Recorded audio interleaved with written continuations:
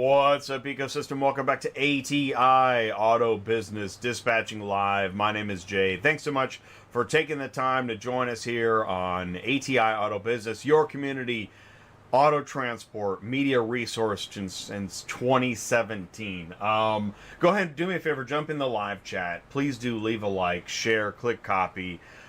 We got a cool show today. We have Royce Neubauer, CEO of Auto Hauler Exchange. He's on the show. He's our interview segment today. And, Auto Hauler Exchange, if you watch ATI, you know you've been learning more about Auto Hauler Exchange. It's a marketplace connecting shippers directly with carriers. So we're going to take your questions live today. And if you missed the show, you can put it in the comments below and bring your questions, because that's why Royce is back to join us today live.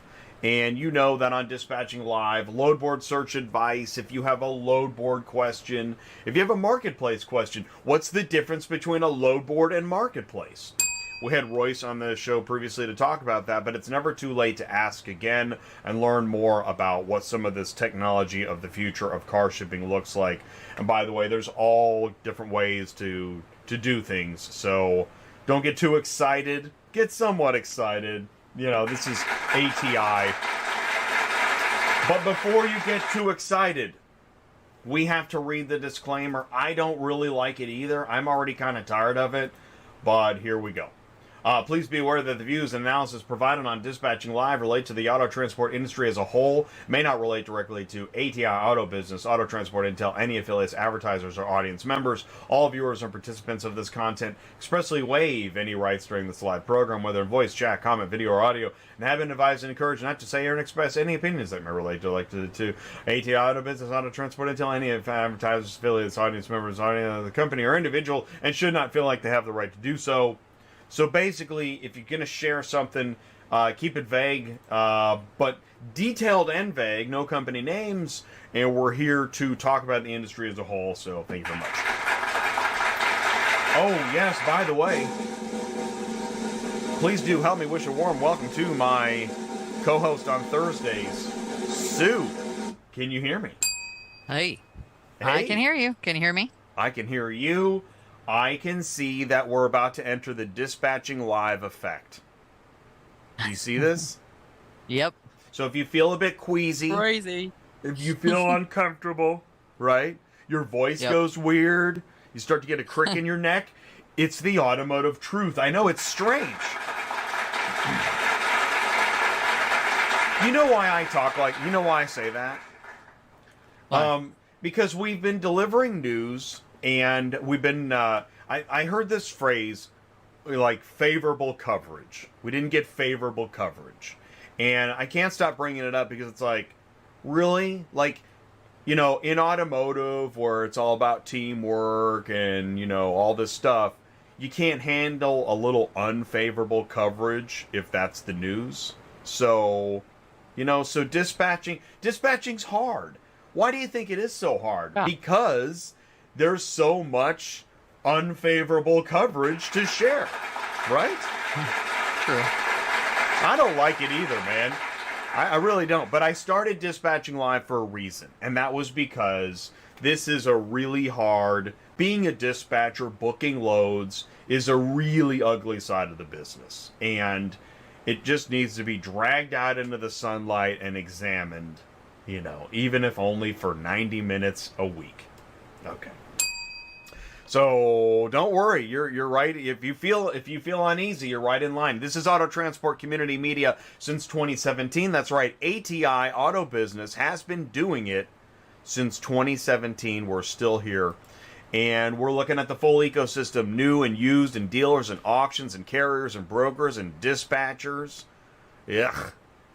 That's why we're the ecosystem's neutral zone, because everybody's welcome. And nobody's going to get overly favorable coverage. Wow. Does media fuel growth? That was Tuesday night's show. Do you know Kevin Parada? Mm-mm. So he has actually, I've had him on a few times. He's the president of JP Auto Transport. Okay. and he's also been spotlighted on Super Dispatch's Auto Transport Co-Pilot. Oh, okay. And he went to NADA. This is pretty cool. He went to NADA in January of this year, and he was talking about trying to score $1 million contract and pass around business cards. And like, that's actually that's interesting. How many times have you seen a small business owner in auto transport go to trade shows and try to score $1 million contract handing out business cards and networking? I can't even think of a time. And so good on Super Dispatch for kind of latching on to seeing that story developing and covering it. And that's actually what the pilot and I think second episode of Auto Transport Co-Pilot is focused on. The problem is, I don't know how many Kevin Paradas there are out there. But if there are more Kevin Paradas out there, let us know. Send me an email, autotransportintel@gmail.com. And I'm going to say this too. You have to actually be following through. Sue, I was mentioning something to you, as we're getting ready for the show. You have to be delivering on your... If you're doing something, you have to also deliver on that idea. Right. To get coverage. That's the thing. Just making this show, and I don't know, whatever it looks like I do, it's actually a lot of work. I mean, how many... Did you know this is show number... what is this? This is Dispatching Live number 144. Wow. I mean, that's a lot of whatever it is, even if it, just looks like, busy work and skipping school. It's a lot of work. And so making something look easy is actually, that's part of the trick. Right? And I think that's why, America's Got Talent and all these... I mean, if you look at how popular, stand-up comedy is, the best stand-up comedy is the stand-up comedy that looks so dang easy and obvious. But is it? Heck no. Usually not. So, anyways, that's just some of my spiel. What's your spiel? You take it away. What are you talking about? Yeah. Well, should we talk about what the load board is at? I don't think we did it last week, but I do have the numbers from there before. And you can, why don't you pull that up and take it away? Yeah, thank you. Great idea. Give Sue some. Jeez, Jay. All right, so this week it's 26,103. Last week it was 28,919. As you can see, we're slowly going down, which is typical for this time of the year, which totally sucks. But and we're having a hell of a time like normal, just keeping everybody moving, but we're keeping them moving. It is what it is, like we've never really come out of the slow season from January, February even. I mean, it picked up a little bit. I mean, I've got the numbers here, but nothing like, what we usually have. And honestly, sometimes numbers don't mean anything anyways. If there's no loads in the areas where your driver's going, what does it matter, right? So, We've totally stopped. We used to be really week after week after week, and now we've just we've really dropped the ball. About, looking for loads? Because we haven't had anybody really ask us either. Well, load board search is down. Load board search requests are down, but we used to look at that where all volume. All right. And I really thought we were measuring something, but after I don't know, it doesn't seem like it even matters anymore. No, because like I said, if you've got drivers in an area and there's no loads, what doesn't make a difference? I mean, I will say, when we are up with in the 40s and 50,000 range, of course there's more loads and it's easier to find loads and they're better paying loads. But right now, the competition this works the opposite direction here. Like when we're at 26,000 pounds, they kind of got us by the cojones, and they can lower the rates accordingly. And that's what they do. Did I lose you, Jay? No, I just was checking my Oh, I'm dials. not sure. Just because you know how my internet goes Oh in and yeah, no, out. I know. When your face disappears, I usually think I'm Oh, off. oh my God, where'd he go? Well, But I got distracted. You were saying something about what did you just say? basically, they have us where they want us. They can keep the rates Oh down yeah, low yeah. because Okay. there's less loads, Ah, and this is ah. what they do, and Okay, that's the way it works. And okay. it's not That's fair, and I can't say any more about it other than they suck, and that's about it. okay. So, Perfect segue. You brought it. You brought it home because today's show really is about. It's kind of about brokering, and I tell you, this is part of the dispatching live effect that I talk about. Because who do you think is the first to bring teams of people to the large trade shows to make deals? Which vertical is best at making deals with shippers and clients? I would think brokers, right? Brokers. There we go. Shh. Don't say it too loud. Oh, okay. I have some friends that are Oh, brokers. Okay? Now, yeah. it's not that in itself is the problem. It's not. But it begins us down the path of how do you think who pays for that building of people? Are we talking about brokers? Or are we talking about? Well, I'm actually trying to not get I don't want to get I don't want to seem accusatory. But how about this? Carriers. Who pays for your truck? What Right. pays for your truck? What pays for your insurance? What pays for your gas? What pays for your maintenance? The load, right? Right. And where did the Okay. load come from? The load rate paid by the shipper, right? Right. Because Right. is anybody else is anything else going into paying for your truck, paying for your insurance, paying for your gas, paying for your maintenance?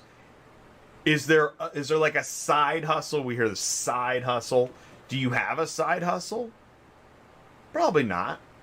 I don't know. You might have some No. stocks, and right now there's a guy like, I don't have any stocks, Jay. My gas, insurance, trailer and maintenance and truck and everything else all comes from the shipper's rate on the load, right? Oh, Right. Sue pays. All right. Good one, Douglas. But Douglas, work with me, Douglas. But you got paid because the shipper paid that carrier rate. All right. Now, who pays for the building and the flights and the hotels and the teams of sales of the folks that go and get the shipper's business? Who pays for that building? The rate from the shipper. And other things too, maybe. But my point is that there's only so much money in the transaction. And the more money that goes Right. to buildings and booths and all this stuff. There's a conference right now where there's teams. I mean, big teams of people. And they're spending money and they're able to spend that money because their clients, a chunk of that profit and revenue paid for those association meetings and stuff. My point is, geez, Jay, where are you at? There's only so much money in the kitty. And the more money that goes to paying for a building and all this other stuff that isn't your truck and trailer and insurance, the less there is to go to your truck, trailer, and insurance. This is why the war between carriers and brokers is so staunch. Ooh, staunch. And now I happen to invite carriers, brokers, and dispatchers all to talk on one forum because I think that there is business to be done and conversation to be had. But the truth is there's only so much money. The shipper's only paying so much. The shipper doesn't pay unlimited money, right? Right. In fact, the shipper believes they should be paying less. Don't they? Oh yeah. Absolutely. Right? They do. Yeah. Shippers believe that on average they should be paying less. Why do they think that? Because of technology and I don't know why. I actually don't know why shippers think rates should be going down. That is a good question. I sometimes assume it's because someone has given them a really low quote.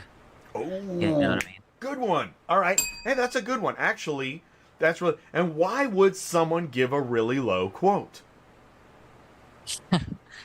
Because they're idiots, but that's Ha! just my personal opinion. I Well, mean, underquoting everybody is the name of the game for some brokers out there. I mean, honestly. okay. When you said some brokers out there, how many brokers are out there? Oh God, I don't know. I mean, didn't we figure this out one time, or we guesstimated it? I mean, it is thousands. This actually gets into, and was last week's show was pretty interesting when we were talking about. Let me move up to it. To Roberto. Yeah. We had last Thursday was don't start a brokerage. Before you do, watch this. And Right. and Roberto, yeah, we were talking about, their number one. Hi everybody, welcome to the hotel airport seminar on starting a brokerage, getting rich, starting a brokerage. Boy, oh boy, and this almost feels like this is a real seminar. Yeah, no, have a seat. Did you get a donut? Get the coffee. Man, you look good today. All right. Welcome everybody. We're going to get rich today. You're going to walk out of here richer than rich. And the reason is because you're going to start a freight brokerage. Now, stay with me. Before I tell you more about getting rich, let me tell you how many thousands of brokers there already are. Does anybody start the hotel airport seminar that way? No. No. That'd be a terrible way to start a get rich quick seminar. So we're going to leave out, let's go ahead and just leave out that part about thousands of other brokers. Scrap that. We don't want to mention that. Oh, yeah. Did you know, hey everybody, welcome, have a seat, get rich today. Did you know that just in September, 38,000 other people Googled how to become a freight broker and get rich? Well, they didn't put the get rich part, but 38,000 people in September Googled how to become a freight broker. So welcome to the hotel airport seminar. I'm going to be busy all year with packed rooms because 38,000 people a month Google how to become a freight broker. Yeah, you know what? We should probably leave that part out. It's going to mess up the seminar. So this is why we made a show last Thursday, is because you don't hear those things. And you know what's really strange? Because I made a show about not starting a freight brokerage, you know what's popping up in my YouTube Shorts recommendations? Freight broker training courses. Which hopefully then our video shows up in how to start a freight brokerage. I don't know what'll happen. And no one's going to watch it anyways because it doesn't start with, here's how you get rich. And also what started is 10K weeks. And by the way, let's say it's true. Let's say you really can get rich starting a freight brokerage. How many thousands of brokers are already out there? I mean, is it tens of thousands? Even if it's thousands. If it was in the hundreds, maybe you could get rich. Maybe the secret. But if it's in the thousands, guess what's going to happen? You're going to get desperate, and you're going to give somebody a quote that's unrealistic just to keep them on the phone. And that's how the problem starts. And that's what happens. That's what happens. And now it gets posted cheap on the load board, and it turns into a fist fight, and then finally at the last minute you raise the rate to get it moved, you lose money on the load. Or you piss off your customer by telling them that you need more money on the load.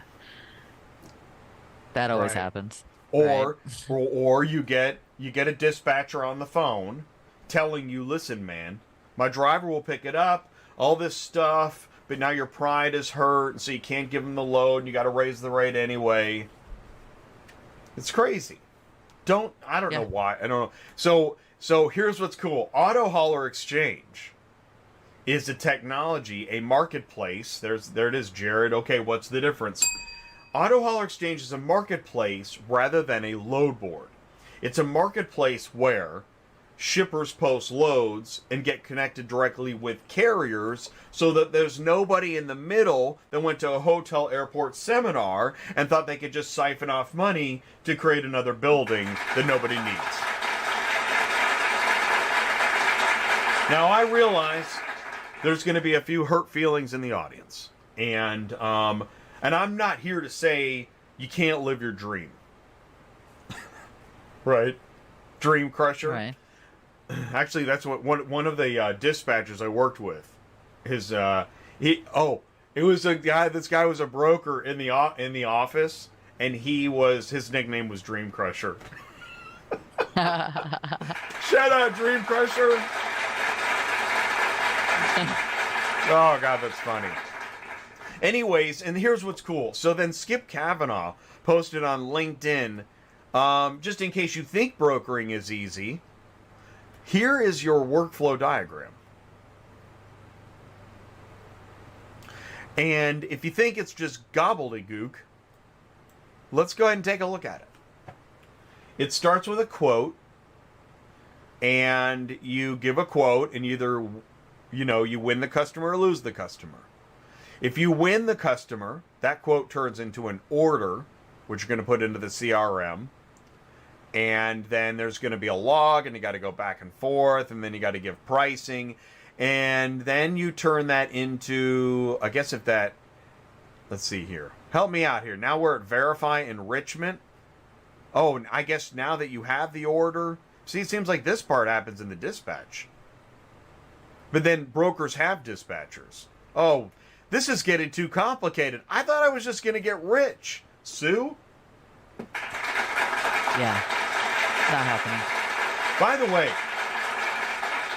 in case anybody's wondering what Jay's spouting off about today, Sue, you do brokering. Is this easy?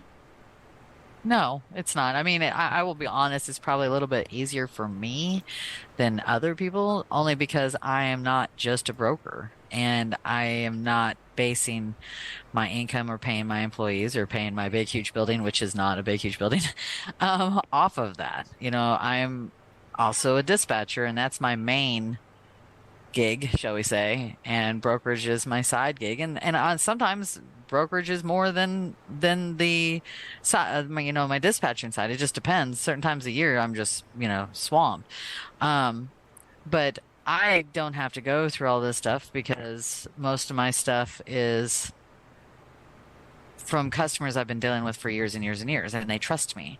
Whereas a new broker or even a normal broker has to make that person trust them to make them, jump on board and do this load. And don't get me wrong, I have to do that too. I get a lot of the calls that everybody else gets is like, oh, well, I was told it was only 600 and I'm telling them 900 or 1,000. I'm just like, okay, let me know when that doesn't work out for you kind of thing. Because cheap does not mean good. That's what the thing they do not understand. And that's the problem with the way they see things. It's just like going to Walmart. You want to go to Walmart more than you want to go to a high-end grocery store, right? So they see it that way. They think, okay, if they're quoting me $700 and you're quoting me $900, I'm going to go with the $700.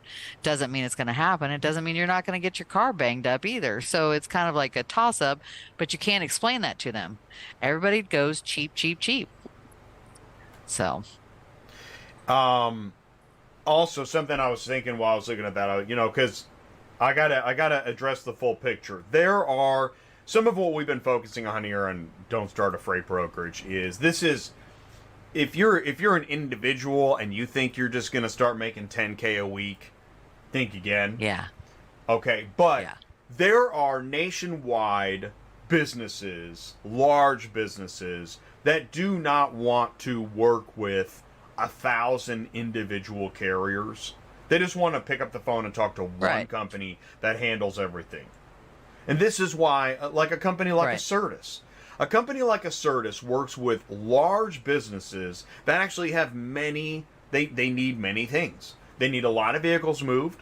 They need some of those vehicles kept at terminals and even serviced. Or they might need plates. Or, there's different things. So I understand. This is why large nationwide brokerages do exist, and there's a reason they exist. Although, you will find an interesting, if you want to go back to, where's the money going and where's the service, when I had like the OEM car hauler show, and if you talk to a large nationwide top 50 auto transport asset heavy business and ask them what they think the asset light broker is quoting to the shipper, when you get into those quotes from asset heavy versus asset light, you also enter back into the arena of where'd you get that idea. So there's a lot to go around, and I understand the full picture. But ultimately, if you're giving crappy quotes on a regular basis, you're in the wrong business. I agree. Let's see. Show me the truck? Yeah, so I think Douglas sent this in. It's nice. I like that. It's a nice, we don't always have kind of that peaceful incense, patchouli feel here on Dispatching Live, huh? Patchouli. Patchouli, Patchouli, man. What is this, college? Yeah, no, really nice. Thanks for sending in the image there. It's nice. That's nice. There is something to be said about, it's understandable why people, why folks want to make a living on the road. The road is an interesting place. It is. And it can be kind of, when I go on long road trips, as soon as I get back, I'm like, man, I got to do this again soon. And then a year goes by. So, Yep. If you're on the road and enjoying the peace of the road today, tomorrow, tonight, or in the morning, shout out to you. It's awesome. And send us a photo. You can send me a photo. autotransportintel@gmail.com. We'd love to share it. We need a little bit of peaceful. Hey, did you get the memo? All right, you can tell it's taking a turn. Now, more than 3,000 dealerships. I was talking about this GM story. This is crazy. This, I shared this on LinkedIn. This has 9,000 impressions. I checked it this morning. It's over 25,000 impressions of my YouTube short about GM dealers. GM paying dealers to come and pick up their own cars. People are pretty interested in the story. I got this. This was a message through, I don't remember which social media. How I can payment by wire? How I can payment by wire transfer. So they're on Central Dispatch. Can you choose wire transfer? Trying to list a car. No, Yeah. you can't. Yeah, I didn't think so. I said tune into Dispatching Live. Yeah. Choose Cash App. You can't choose Venmo. You can't choose Zelle. It's very limited, especially when you consider all the options there are now. Should you be able to? I mean, I don't know. I'm just curious. Yeah. Oh, you should? Okay. Yeah, I think you should be able to. Yeah, I really do. Because here's the thing, like I pay a lot of my drivers, like if they call for me, I'll say when I offer them the options before I even get into sending them the car. But I have Venmo, I have ACH, I have a picture of a check, and you can't put any of that on there. And then they're constantly like, I had one transfer kept saying, can you put that on there? I'm like, it's impossible to put it on there. It's in the section for the dispatch section or in dispatch instructions, but there's no way to change that. It's either COD or billing. I think they have TCH, which isn't even available anymore. But yeah, there should be more options there for payment purposes, I believe. And I know Super Dispatch has offered those options on there now too. They have Venmo, Cash App, stuff like that. So why not? Really? Right? They do? That's neat. Yeah. Wow. Yeah, they do. Huh. Yeah. Wow. All right. That's pretty neat. Yeah.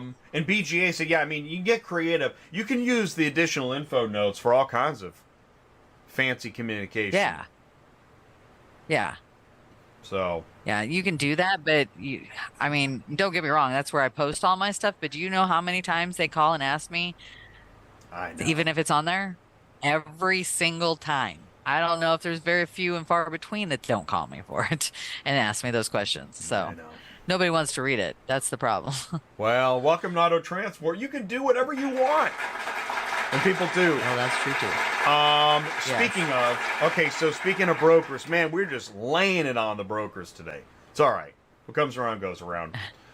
Dispatcher. By the way, I mean, remember, dispatchers are illegal. At least brokering, you're just, all right. Broker transparency rulemaking delayed. Really? The dispatchers are like, Jay, that was terrible. Where's the boo? Do I have it? Broker transparency rulemaking delayed. Truckers who were hoping for the FMCSA to take immediate action regarding the lack of broker transparency received bad news this week. Oh, big shocker. After previously targeting this past June as the date for a notice of proposed rulemaking, I just love the NPRM notice of proposed rulemaking. To address the issue, a new report says the FMCSA's proposal isn't expected till Halloween of next year. Oh, awesome. The owner-operator... yeah, right? Why not? Well, yeah. we lost our Speaker of the House. Add another year to the calendar, boys.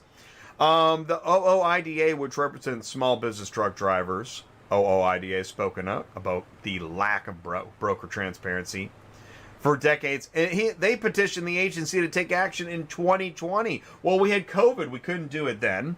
And then in 2021, we still had COVID. And then in 2022, record profits. 2023, Speaker of the House. 2024, what are they going to come up with next year? The caramel apples aren't ready?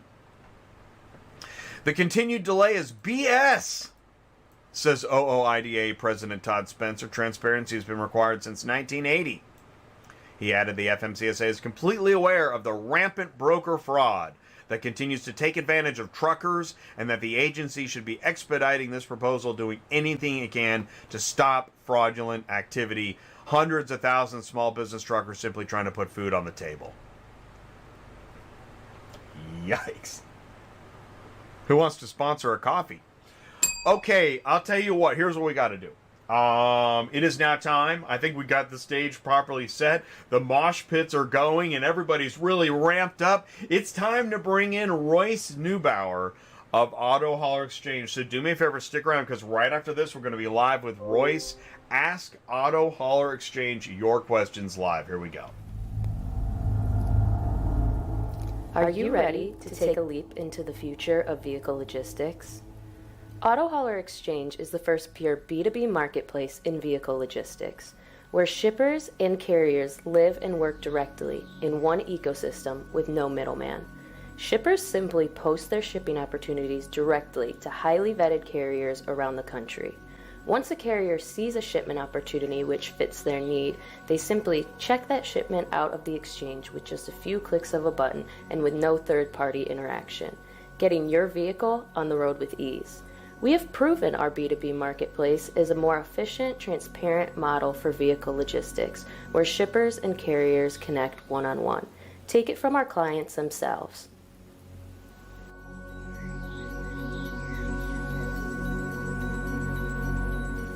Get off the vehicle hauling roller coaster today with Auto Hauler Exchange. Auto Hauler Exchange, B2B marketplace, connects shippers directly with carriers, and that means putting the power of the business transaction back in the carrier's hands. Visit autohaulerexchange.com. And with us now, we have, back on ATI, Auto Business, Royce Neubauer is the CEO of Auto Hauler Exchange. Royce, can you see me and hear me okay? I can see you and hear you. Thanks for having me back. Great. Yeah, thanks for coming back to join us. Sue, you're still with us? I am back. Okay. Lost me for a few minutes. I'm back, though. Perfect. All right, good. No worries. We all needed to take a quick commercial break. Okay, so Royce, we're here. We've been talking about brokering. Yep. For anyone not familiar with what Auto Hauler Exchange is and does, please take it away. Yeah, Auto Hauler Exchange is a B2B marketplace that connects carriers directly with shippers. It's pretty much that simple. When you were talking about transparency, that's a key term, right? That I know the brokerage world has always faced. If Auto Hauler Exchange is nothing but transparent, I mean, I don't know what else to call it. any shipment that is active on the exchange is coming directly from the shipper.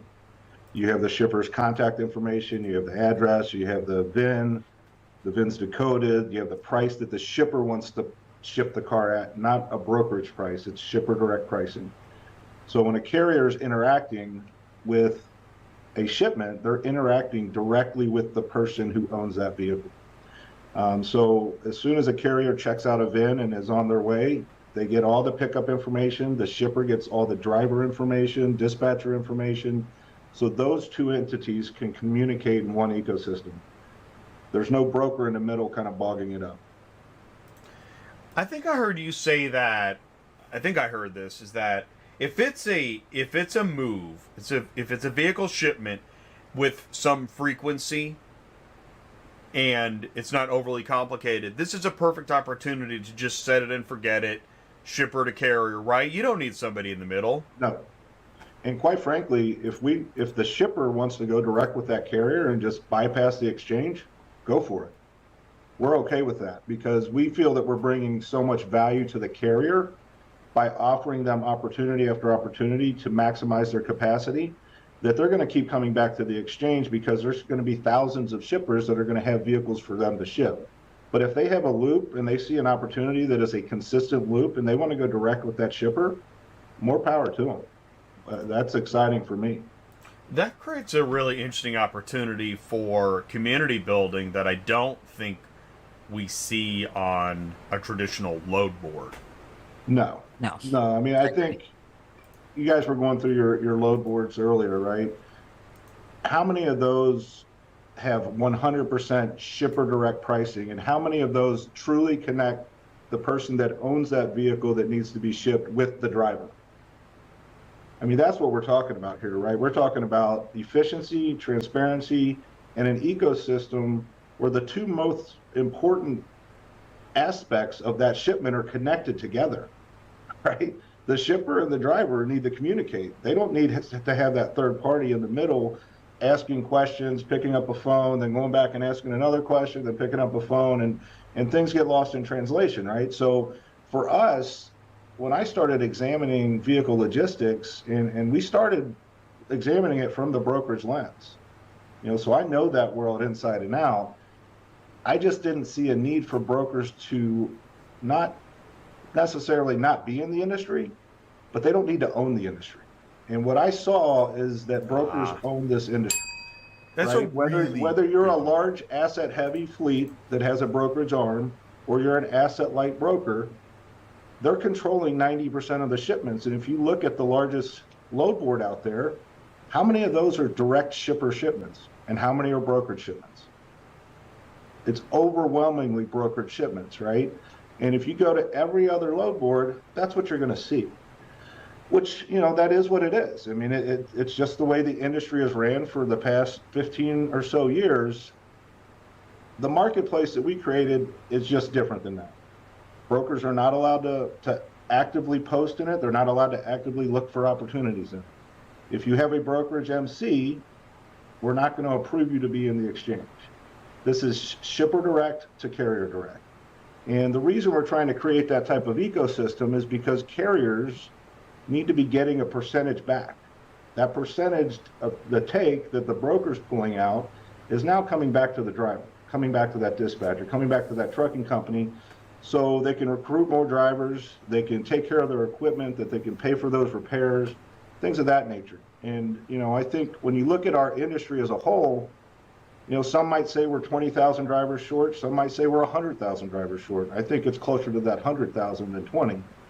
And there's a reason for that. And the main reason that we've kind of examined over the past few years is, these trucks aren't making enough on each turn. They're not making enough revenue on each shipment. And secondly, how many auto haulers do you see driving down the road with empty capacity, with a spot open on that truck, 2 spots open on that truck? We wanted to create an environment where if I go pick up for shipper A and they only have 4 cars for me and I have a 6-car hauler, well, let me see if there's another shipper around the corner that has 2 cars for me to move. And we've seen that within the marketplace where one carrier will go to one location, it'll populate on the marketplace that there's another shipment opportunity 5 minutes away. Now they just filled out their truck heading in the same direction. Now that driver's making more revenue. Now we're putting them in a position to be successful. And the shipper is moving those vehicles in a more efficient manner because they're moving them quicker. Instead of waiting for a 2-car hauler to pop on to pull those 2 bins, they just throw them on the back of that 6-car hauler and they're moving down the road. I wanted to touch upon, it's interesting when you talk about the relationship between the shipper and the carrier. I don't think everybody fully understands. You do. The reason why it's so important to build that relationship with the carrier so that they continue to stay in business and do a great job and remain profitable too. I see there is so much emphasis put on, say, the dealer. Oh, yes. But not the carrier. I mean, if you look at most technology, not just in vehicle logistics, but in logistics and supply chain in general, it's built around the shipper or the buyer, right? It's either built for that retail store or that manufacturer. Who can satisfy these two ends? How often do you see something built for the carrier? I mean, truly, how often? So when we started looking at the opportunity to build the auto hauler exchange, we put the carrier first. What are the carriers? What's the carrier need? A, they need payment. Most of these large-scale shippers, and you mentioned it earlier, your large shippers aren't going to manage 30,000 carriers. They're not going to manage 2,000 carriers. They're going to manage maybe 10 large fleet carriers and 10 brokers, right? That's who your OEMs are working with. They're working for 20 to 30 carriers max. Your large dealership networks, they're working with 20 to 30 carriers max. And most of them are going to have a brokerage arm. So one thing that brokers do well is they pay quickly, right? They're able to manage that financing. So we built that into the auto hauler exchange. We wanted to give thousands of carriers, and I'm talking about your smaller fleets that own 1 truck to 20 trucks, the opportunity to work with the largest shippers in the country.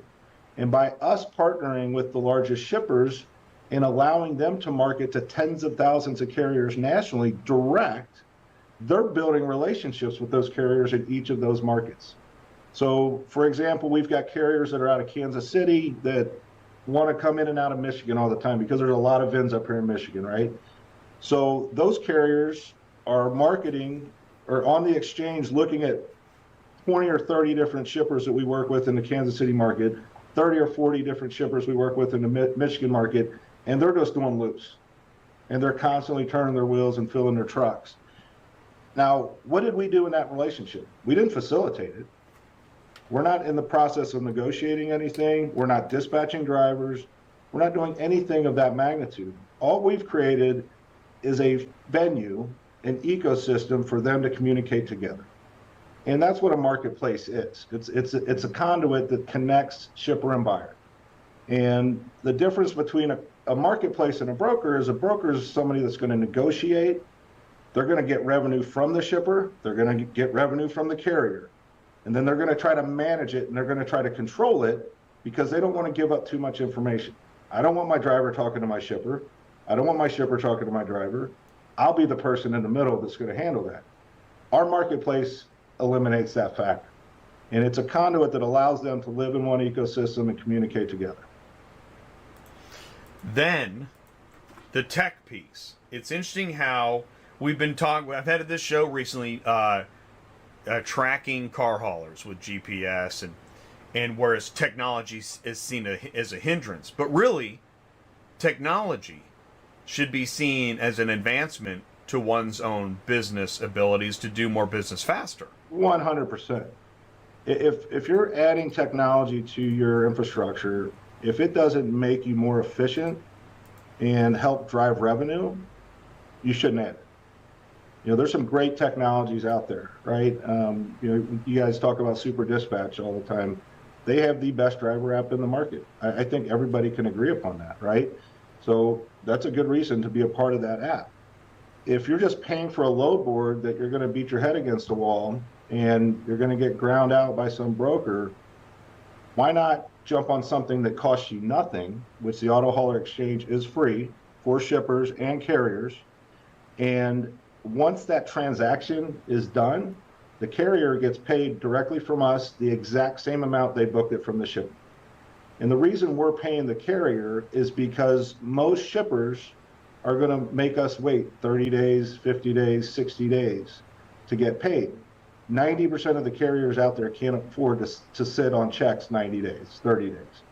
So we're going to pay that carrier the exact rate that that shipper is paying them, and then we're charging the shipper a fee.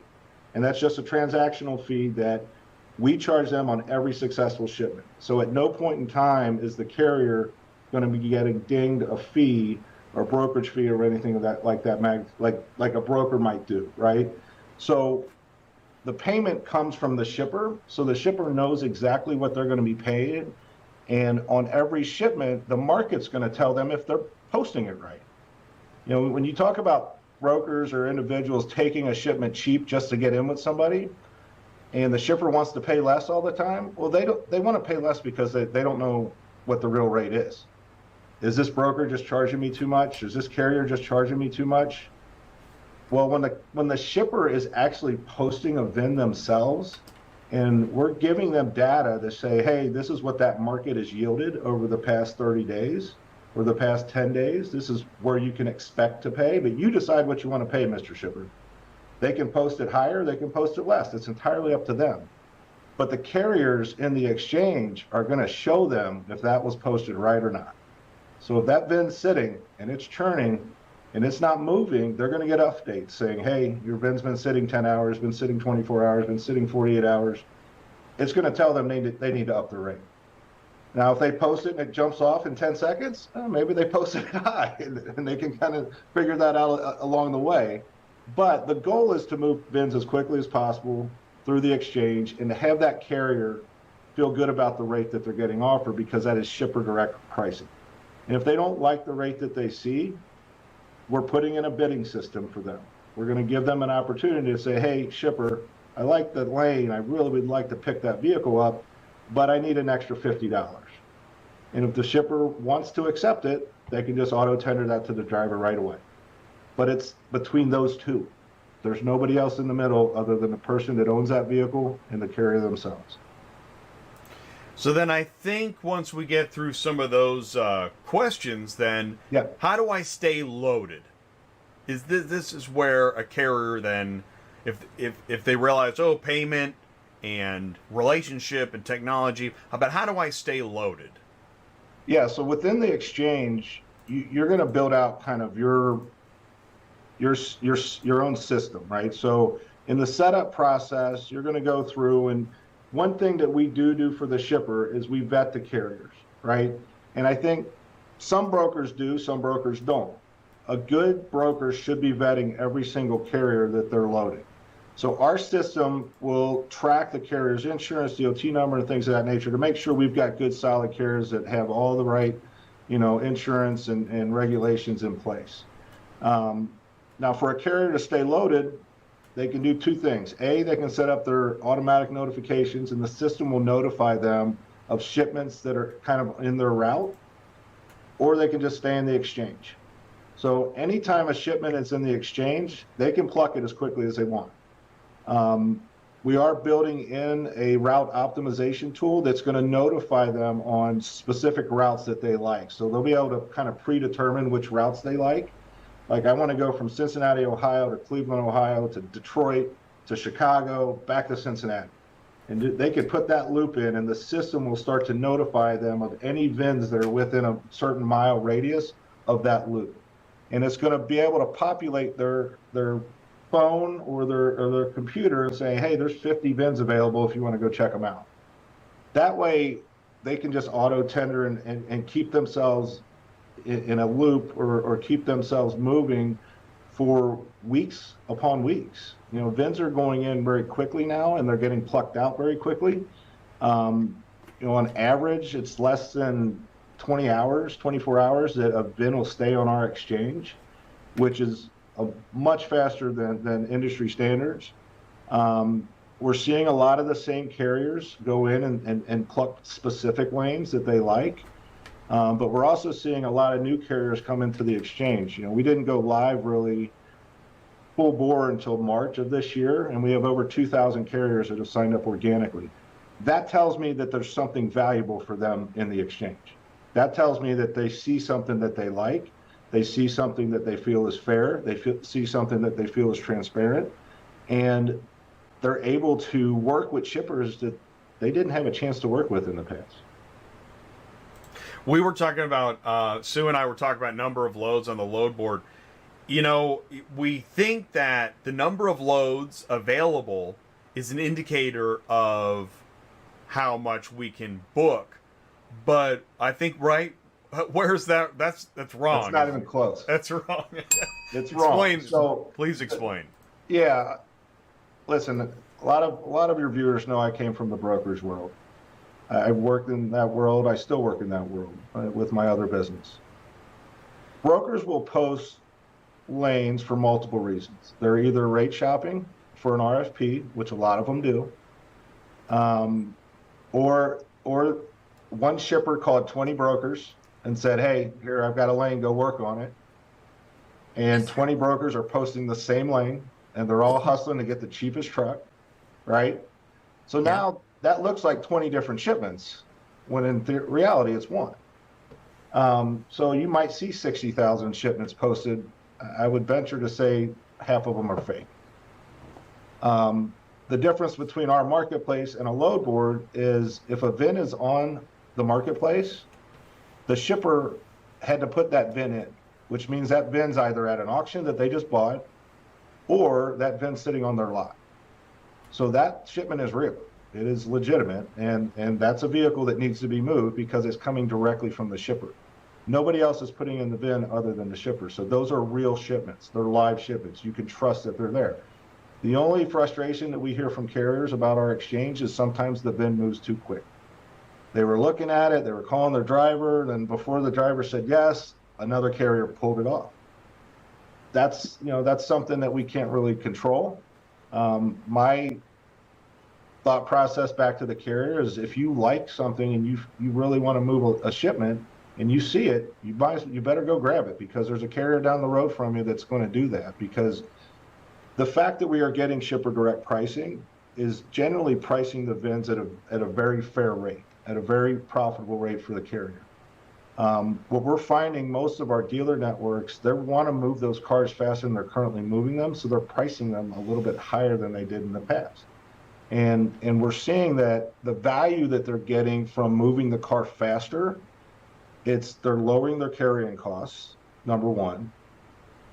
They're lowering the depreciation value of that car, number two. They're getting the car quicker to lot, which means they're selling it faster. So all of these are value-added profit projects for the shipper.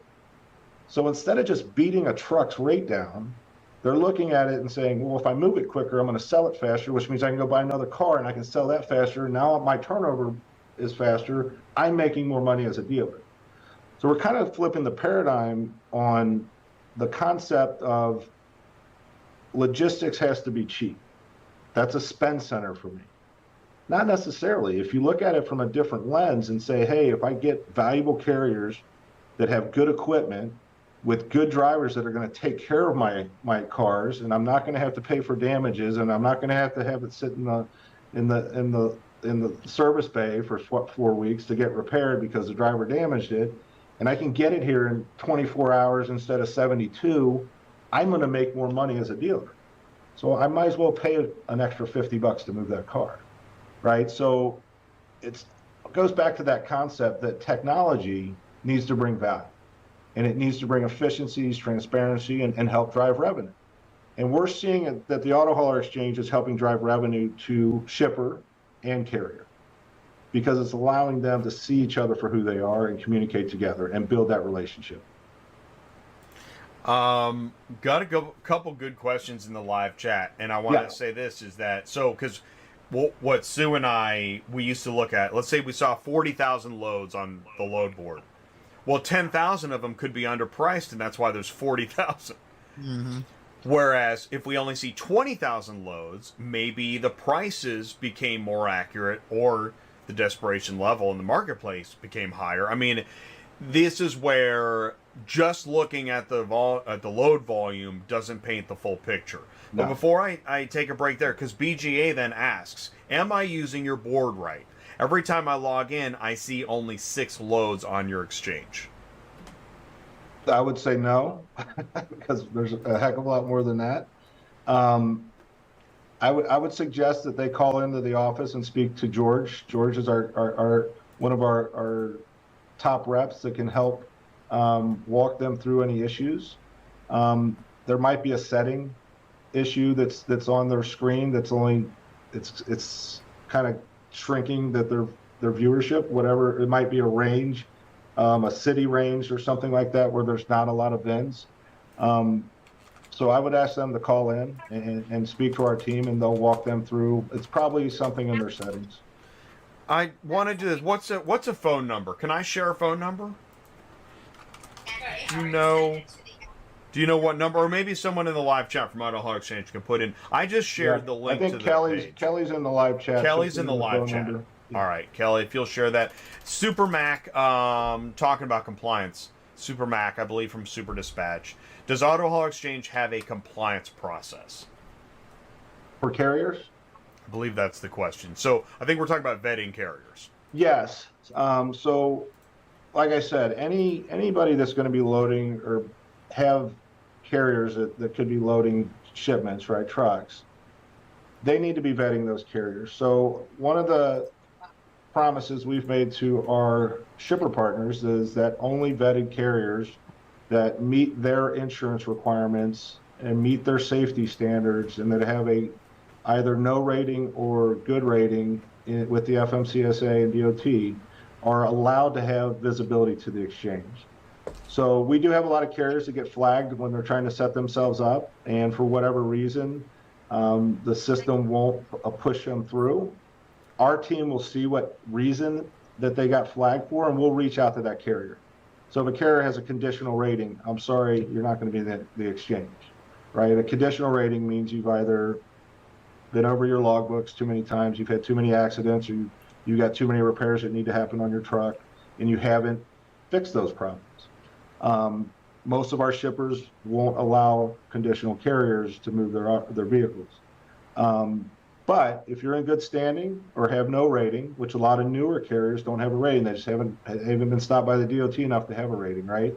They're going to be approved as long as their insurance is in place and they have the right coverage.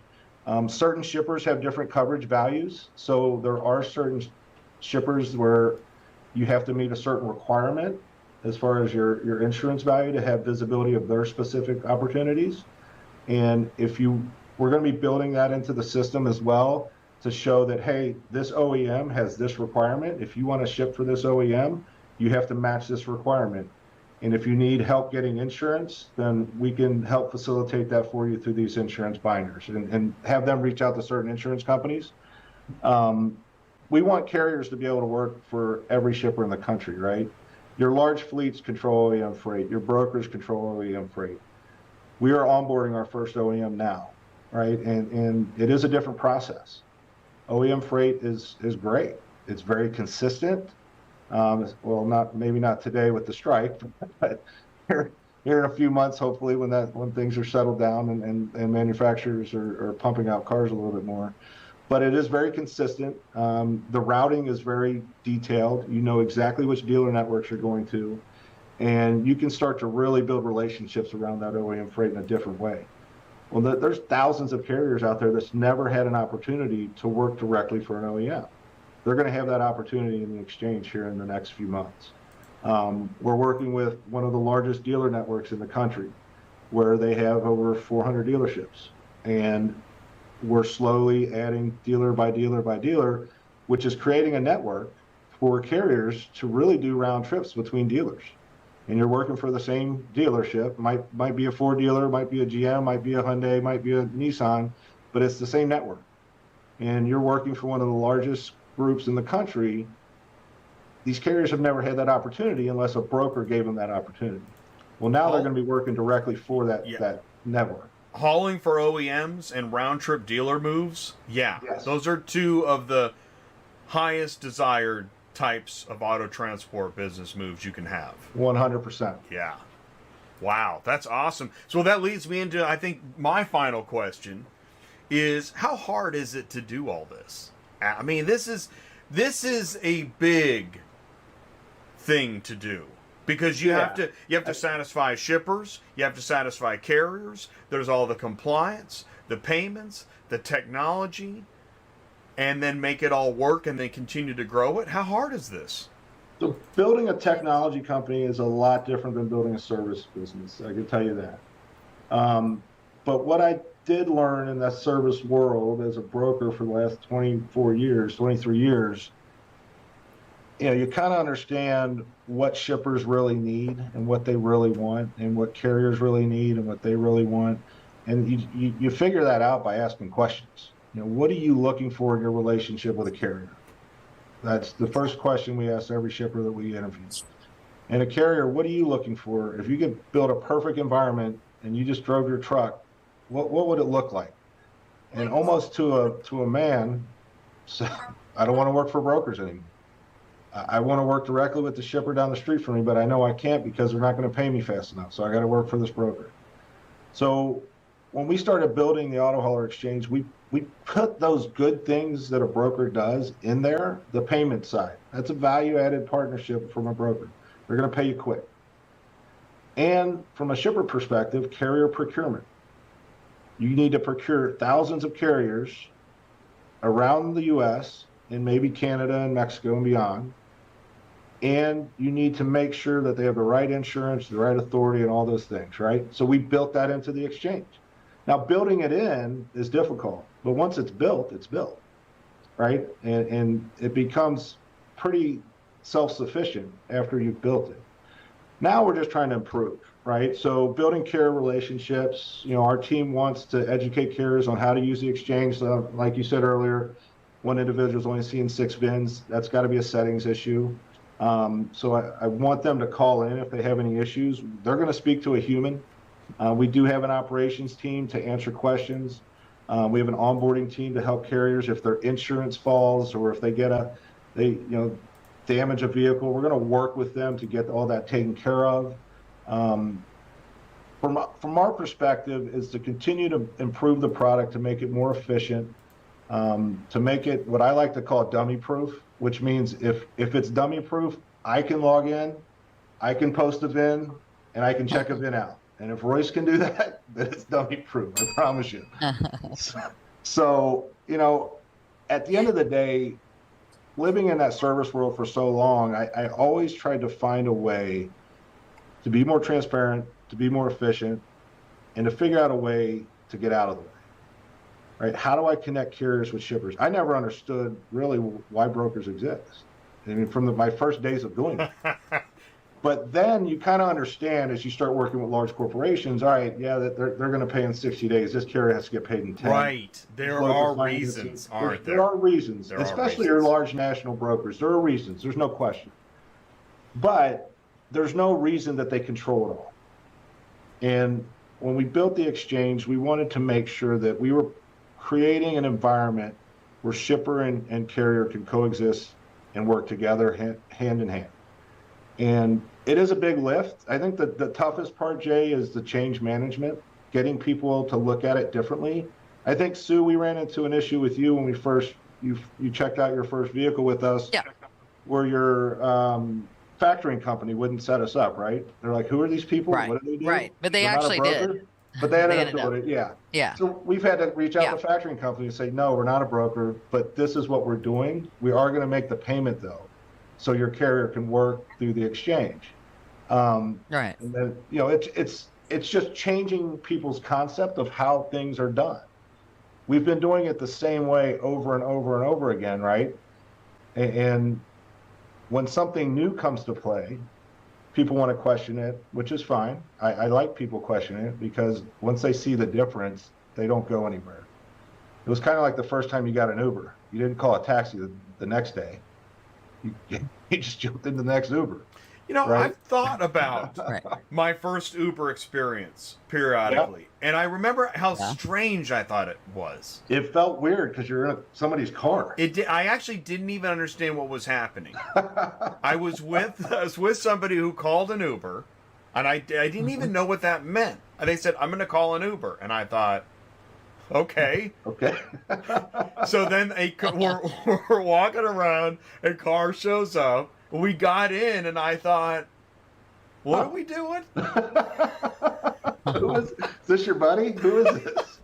And I got in because it seemed like everybody else knew what was going on.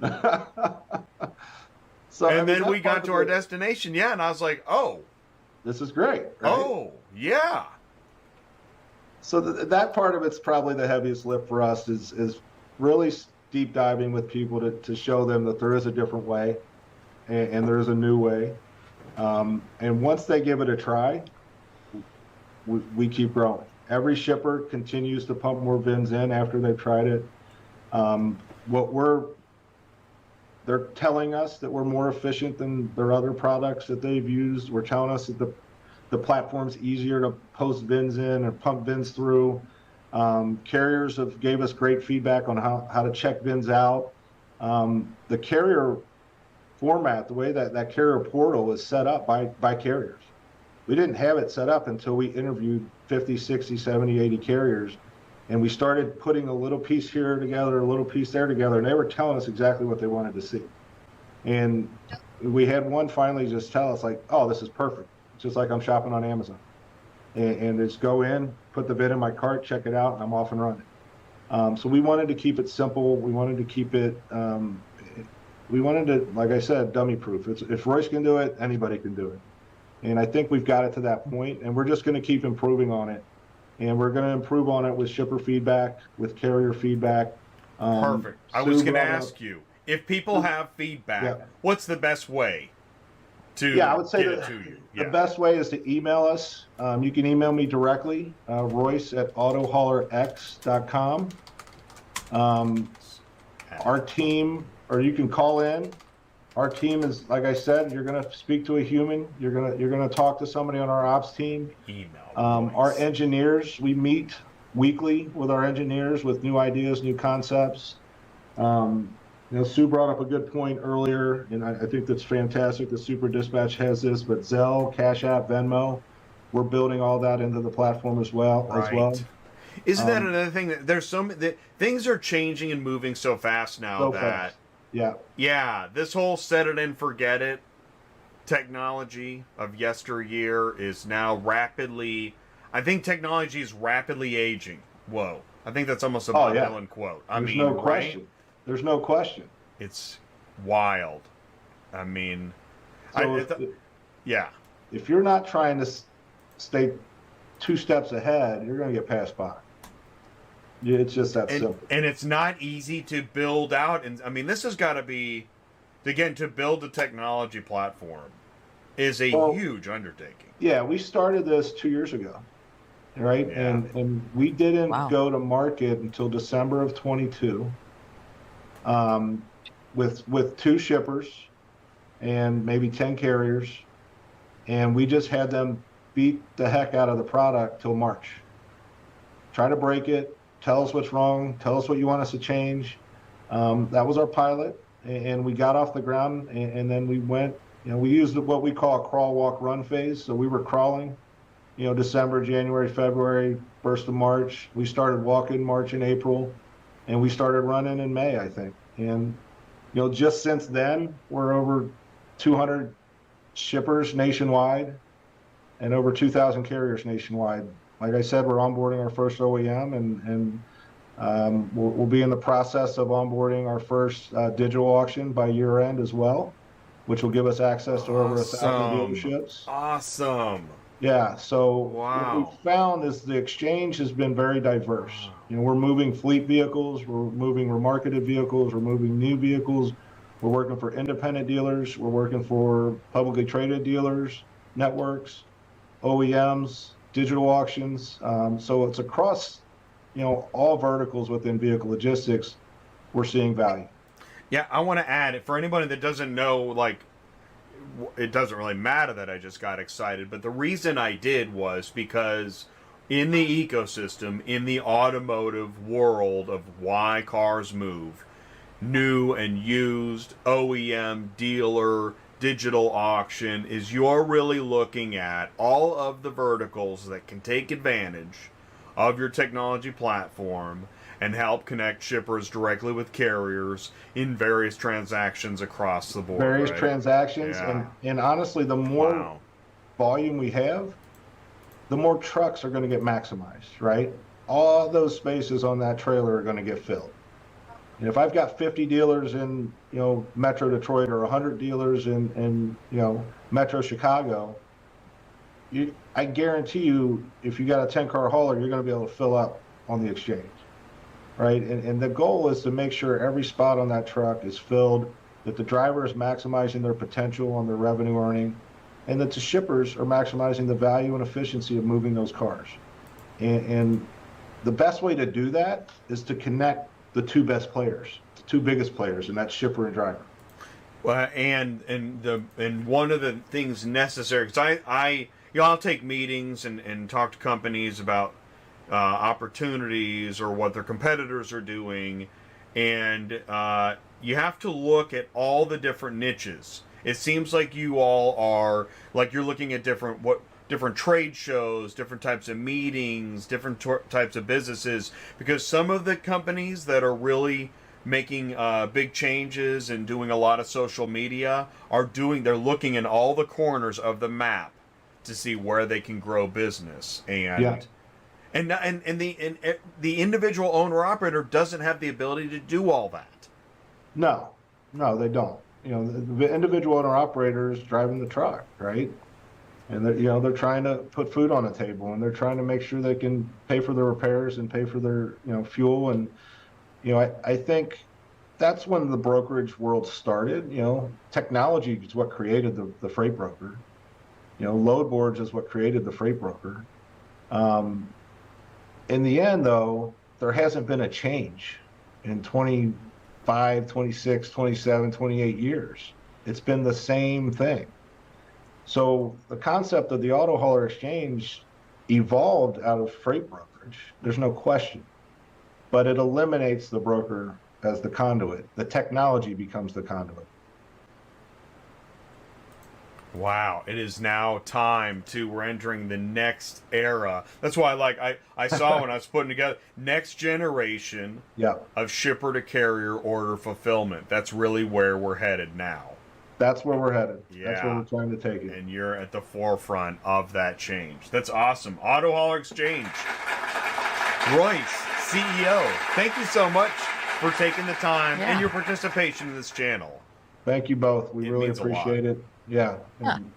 You guys do a fantastic job, and you talk about real things, right? And the fact that Jay, you're not afraid to put anybody on, which is awesome.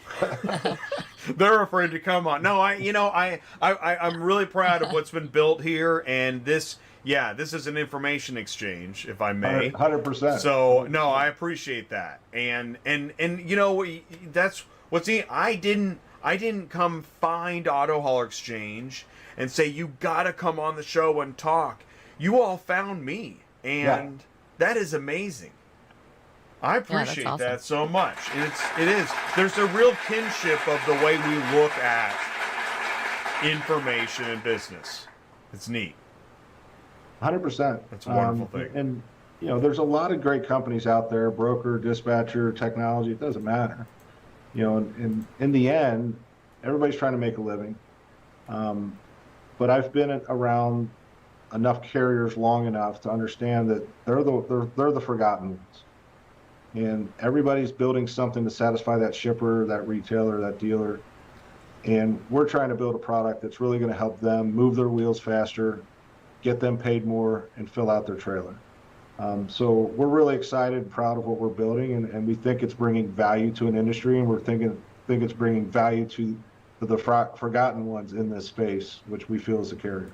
And you know how forgotten many carriers feel is, for years, I feel like I've tried to help represent that voice, and many are still unsure.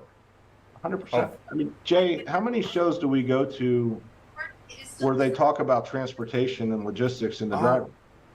Very rarely is it ever brought up. Nobody wants to talk about it. Nobody. And it drives me crazy because you guys are spending billions of dollars and you don't want to talk about it. But they don't want to talk about it because a lot of them don't understand what it really is. But at the same time, they don't want to talk about how they're taking advantage of the carrier, the one that's actually moving the truck. They're moving their cars. So, we want to make sure that we don't want to be in the way and be in the negotiation, but we want to give carriers opportunities that they didn't see last week, by adding shippers that they want to work with, that they want to work directly for, and we're giving that opportunity, and we're seeing a great response from shipper and carrier alike, that they love working with each other directly. Every time this industry loses another great carrier, it's a problem. It's a problem. It's a problem. Yeah. When you look at EVs and the weight of EVs, which is fewer cars per shipment, home delivery networks are popping up, which means you're going to need more trucks to move cars. Where are we going to fulfill this need? How are we going to make this capacity work if we're losing drivers? So we've got to figure out a way as a community, as an entire network, to bring drivers back to this space. And it's the most professional driver in all of logistics, all of supply chain. Most freight companies, those drivers are just bumping a dock, waiting a couple hours to get loaded, and they pull away. Vehicle logistics, these guys are out in the rain, sleet, snow, loading their own truck, strapping the car down, 20, 30 feet in the air. I mean, these guys are pros, right? And so we need to go figure out a way to make sure we're bringing more of them back from their freight jobs back to the vehicle logistics world. We'll keep on working on ways to communicate that message. So, yes, sir. Royce, thanks for so much time today and for joining us. And good news is we're going to see you again Tuesday night. Yes, we are. On ATI. You are joining. You're going to lead us Tuesday night, and then we're going to bring in Dana and Frank. Yes. So excited to my heavy hitters. I've talked to Dana. Right? Yeah, I think Dana's the one who you spoke with, right, Sue, about the yes, issue, yes, the factory. Very nice. Yep. Yeah, Dana's got, my God, unbelievable experience in vehicle logistics. She's been on the freight side of the world as well, but has 10, 11 years moving tens of thousands of cars a month. So wow. She is very knows her stuff.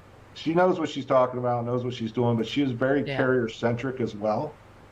She knows where the carrier's problems lie and how shippers will try to one over them from time to time. And, if bins aren't in a lot. She knows what's going on. She knows what's going on. She knows what time it is. And we've talked about this. When you've got dry runs, things like that, I don't understand in vehicle logistics why nobody pays attention. That's something that we've talked about. It happens in the freight world every day, but it's almost hard to. It seems like it's a little harder to calculate. Well, as part of the excuse, right? This is when we had that conversation about tracking drivers, right? Yeah. No drivers don't want to be tracked in vehicle logistics. Right. Drivers in freight get tracked every day, and there's a reason for it.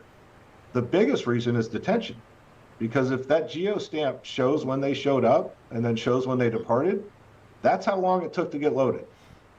Or that's how long it took to get received.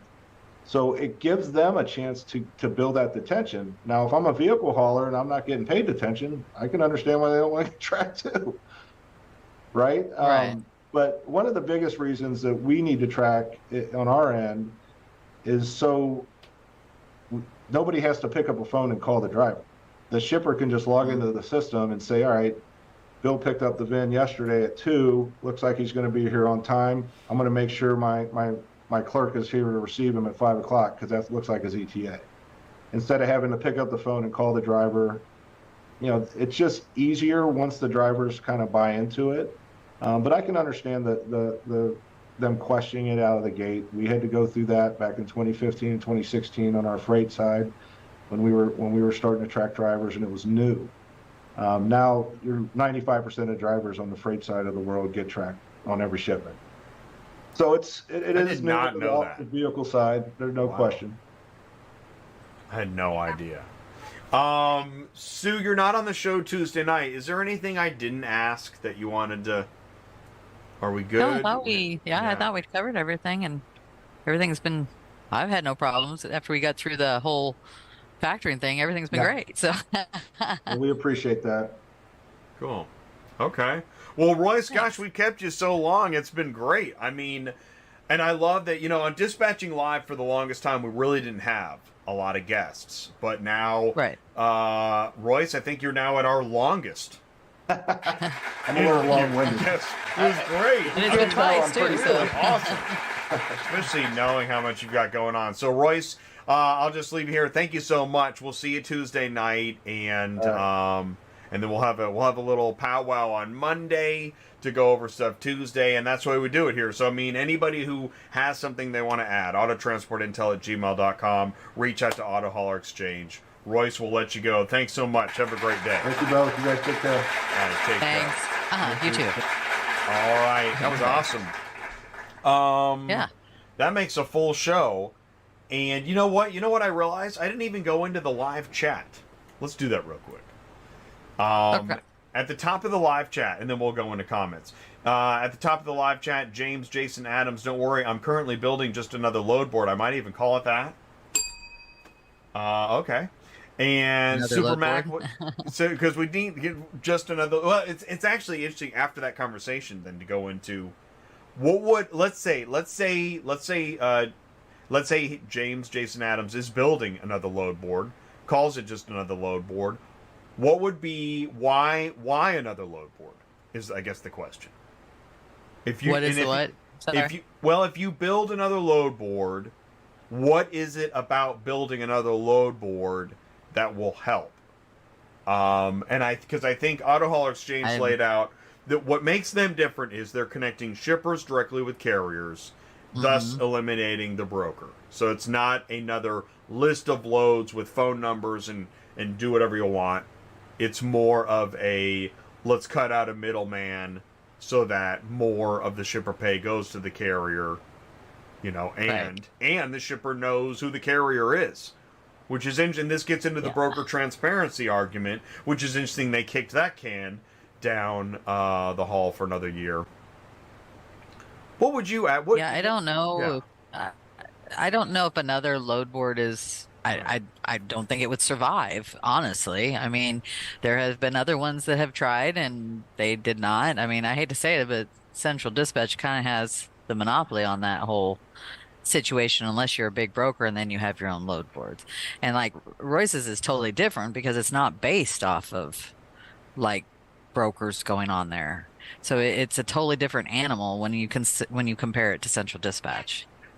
Even if you're let's say you're a brokerage and you send out that email every day with a load available, and then you're like, you know what? We should just create our own load board. Why wouldn't that be a great idea? Would it be better to go to an established load board and put your loads there? Or, shoot, why not? Let's build a load board. I think the more places that either a transport or dispatcher has to go to find these loads, I think it just makes it more difficult. Yes. I mean, it really does. It's more things you have to do, more, things you have to check off to get to that one. And if it's another board where you have to pay for it, good luck. They're not going to pay for it. No carrier is going to keep adding expenses to their bills. This is talk about things that aren't talked about enough. The number of line items on the carrier's expense sheet. Yeah. Oh my God. Yeah. And now you're going to add another cost? Yeah. Forget about it. Not to mention, he's already got too many apps. How are you going to explain that we got this great load board for you to pay for another app when I got 20 apps? Forget it. Geez, I already have a hard enough time getting them to do 2 or 3 apps, let alone adding more to it. So yeah, I ain't gonna have it. And the point of this discussion is because, and I think that I like how Roy said, I'm not afraid to have anybody on the show to talk about a topic as long as it's automotive. Right. And that is that. I mean, do we have enough load boards? Are there too many load boards? Are there too many apps? And why is that the case? Let's keep going into the live chat. Super Mac from Super Dispatch. Cool. Super Mac is here. Super Mac is going to actually be with us. Where's my schedule? Is it next Thursday? Yeah. Yeah, next Thursday. Cool. Next Thursday, we have Super Dispatch support, Mac and Jake, on the show. Isn't that cool? So that'll be cool. Yeah, that's awesome. I know, it's neat. Jared, we talked about load board versus marketplace. Douglas, the Canadian. Don't let him take me alive. Sending in photos. Chris Chamberlain is here. Elena is here. Zach Smith is here. I don't know if all these people are still here, but roll call at the end of the show. BGA is here. Elena has said, I just had a case of it's the dispatcher's fault for the third day in a row. Yeah. Do you know the story? Do you know what happened? Well, I know, I don't know if it's the same story, but I know she'd called me about something a couple days ago where, here's the thing. Transporters should be they pay their own stuff, right? Should they ever ask their dispatcher for a loan? No. Ooh, no, what? And yeah. Really? Yeah. I have never, in the 20 years that I've been doing this, had anybody say, send me money. No, I know that was harsh. Listen, we all need help sometimes. Right. But if you we're paying our bills here too. Yeah, well, just because you asked doesn't mean they're obligated. If she couldn't do it. No. Well, no, but not even if she couldn't do it. She shouldn't even be asked. Well, I agree. This isn't her business. She has her own business. Hi, can I take your order? Yeah, I'll have a couple eggs. Yeah. And listen, I need about $500. Yeah, exactly. That's what I'm saying. Okay. It just shouldn't even be just ice considered a question. Yeah, no. Well, it's tough when you need help. Well, they must have been pretty desperate then, really, to ask. I'm sure that was hard for them. Well, too, I guess. But my thing is if you're in a business, you're supposed to have so much put away. And this, I always say, 25% every week you need to be putting away for stuff like that. That way you don't have a problem. Or you need a backer. You need something. If you're on the road and you're that shy on money to not be able to pay, a few $100s, then there's a problem, right? Well, and that problem might lead us back to how to become a freight broker hotel airport seminar. And that is that, there's a saturation point. I was thinking of stock, look at how many people, you see an ad that you can get into stock brokering as a side hustle. How many people got into stock brokering as a side hustle and lost money? I bet it's a lot of people. Right? Yeah. To the point where you gotta be the only body making money on the deal was the person saying that you could make money stock brokering. Yeah, or the fees involved in there. Right? Yeah. But so this is where, if you get into the greater philosophy, we all need something to do and a way to make income. Right. But there are too many people that will take advantage of that fact and tell you things that just aren't true. And so we're here we're here to point that out in automotive, in logistics and transportation. I know it's super sexy to talk about, and that's why we do it. I want to thank everybody for jumping in the live chat today. Thank you so much. Thank you, Royce at Auto Hauler Exchange, and Dana and Frank. We're going to see them again Tuesday night. It may seem like, well, that's pretty soon. You just had Royce on Thursday. You're going to have the gang on Tuesday. Well, they're two separate shows, and Auto Hauler Exchange is a participant in ATI Auto Business, seeing the value of the community and the information, and so we appreciate it. And we're going to bring it back as often as it makes sense. So, thanks and shout out also to Super Dispatch.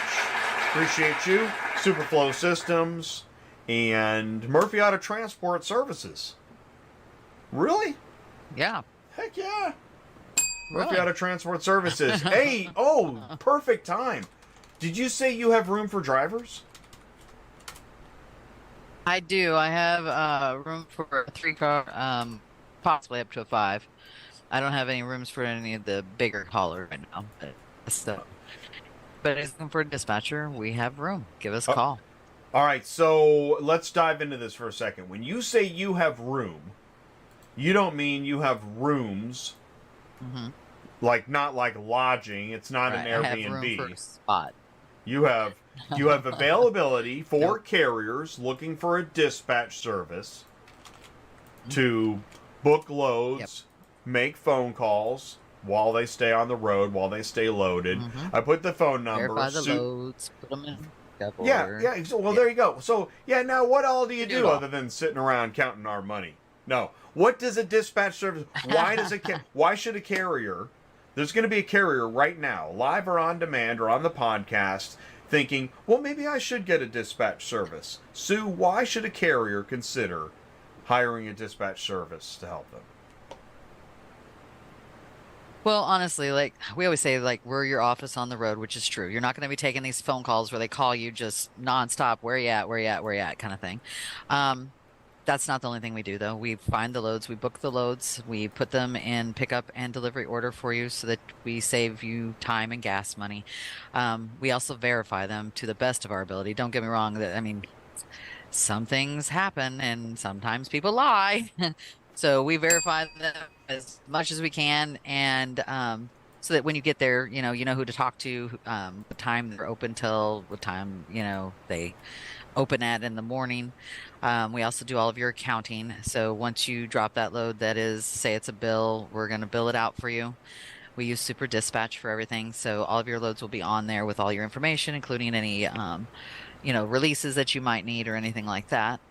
At the end of the week, we give you out an invoice and a accounts receivable, so you kind of know when your money's supposed to be coming in via mail.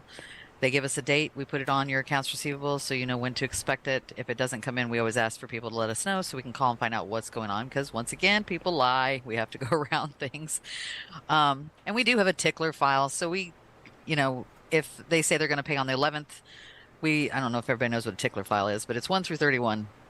And we pull out every day, and we call those people to make sure they really have mailed out what they said they're going to mail out, so that it really gets where it's supposed to be. Now, granted, we don't have any control of the mail. And what I like about also, like, if you're using Super Dispatch, which so everybody knows, if you come to me, you're going to use Super Dispatch. There's Super Pay in there. There's other things that we can get you paid faster too, which is awesome. And if you have a factoring company, or if you need a factoring company, I always use Howard at JD Factors. He's fantastic. A lot of my drivers use him. He gets your money to you within 24 hours. And I think his percentage is fairly low as well. It's usually around the 2 to 4%. And just so everybody knows how a factoring company works, when you factor out something, they keep a certain amount of money back, not just your 2%. Say it's 4%, they hold another 2% till they actually get that money. And then when they get that money, you get that money back. Just so everybody knows, that's kind of the way all of them work. And I think the percentage is sometimes based on your credit rating. So keep that in mind too. Some people are not going to be accepted into a factoring company. And that's the same thing with brokers. Not all brokers are created equally, and not all of them will be accepted by a factoring company either. So if that's what you're like, if your income is based on factoring everything, then what we usually have you do is, as soon as we're getting the load, we have you call and check to make sure it can be factored, so we know. And that's usually pertaining to like 30-day loads, stuff like that, which you know as well as I do, Jay. There's not that many companies out there that do 30-day loads, but there are those companies. And some of them will do 30 days, but they'll offer you a deal at 5 or 10% to get it right away, which I think is ridiculous. So then you use your factoring company because it's only 2%. So, keep those things in mind. But yes, I have a spot. So rounded it back to that. I have a spot available. And if anybody needs a dispatcher, we are here to help.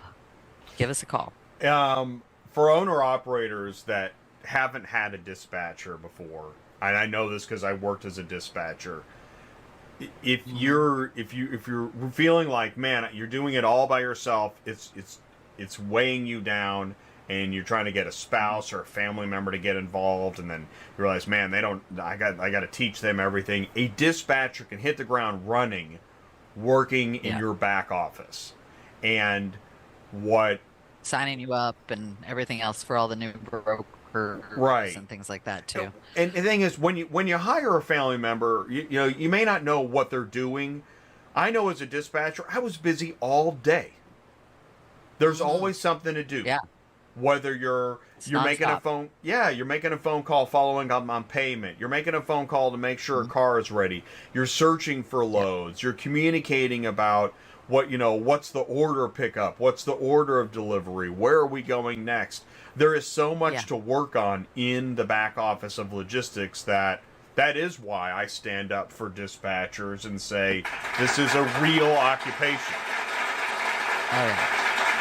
Just like we put in a lot of hours just trying to make sure that we get you loaded and keep you moving, and especially during this. I want to say this time of the year, but it's been like this time of the year. But anyway, slow season is the worst. And if you're driving a truck and you're sitting there trying to get a load while you're driving, or you have to stop to get that load, and then they want paperwork. They want an insurance cert. That's all the stuff we do. We're taking care of all of that stuff so that you can just keep moving down the road. And while you're driving, we're taking care of that to keep you loaded.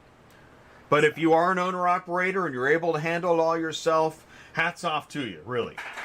Yeah, that's great. Absolutely. That's awesome. Good Lord, yeah. That's but a lot if you of stuff. find yourself feeling overwhelmed, maybe you've added another truck or, whatever you've done, there are times where you can use extra help. So contact Sue.